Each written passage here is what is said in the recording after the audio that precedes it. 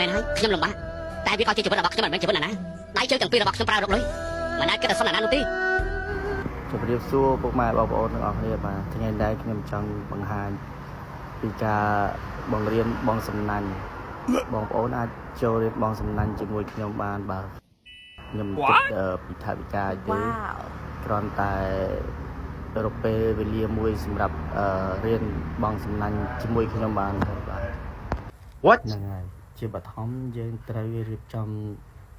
សំណាញ់បាទនេះជាការរៀនដំបូងបងប្អូនហើយសូមជាបង្ញប់ខ្ញុំបង្រៀនថាអ្នកអត់ចេះទេបាទអ្នកចេះហើយខ្ញុំអត់ទទួលបង្រៀនទេបាទហើយជាដំបូងយើងត្រូវចាប់ជើងសំណាញ់អញ្ចឹងបាទចាប់ជើងសំណាញ់យើងរៀបចំជើងសងខាងឲ្យស្អាតហើយយើងត្រូវរៀនបងលើគោកសិនដំបូងបងប្អូនបើមិនបងលើគោកទេបងក្នុងទឹកទៅខ្លាចវាចពាក់ចពិនវាពិបាក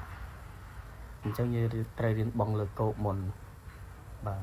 បងប្អូនចាំមើលខ្ញុំបងជាដំបូងយើងត្រូវចាប់ជើងច្រវាក់ឲ្យស្អាតសិនបាទរៀបជើងច្រវាក់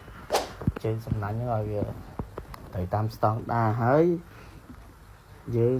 ទៅរកទីទួលមួយកន្លែងណាដែលយើងអាចបងបានណាជាផងដំបូងយើងបងលើគោកសិនដើម្បីយើងចេះបង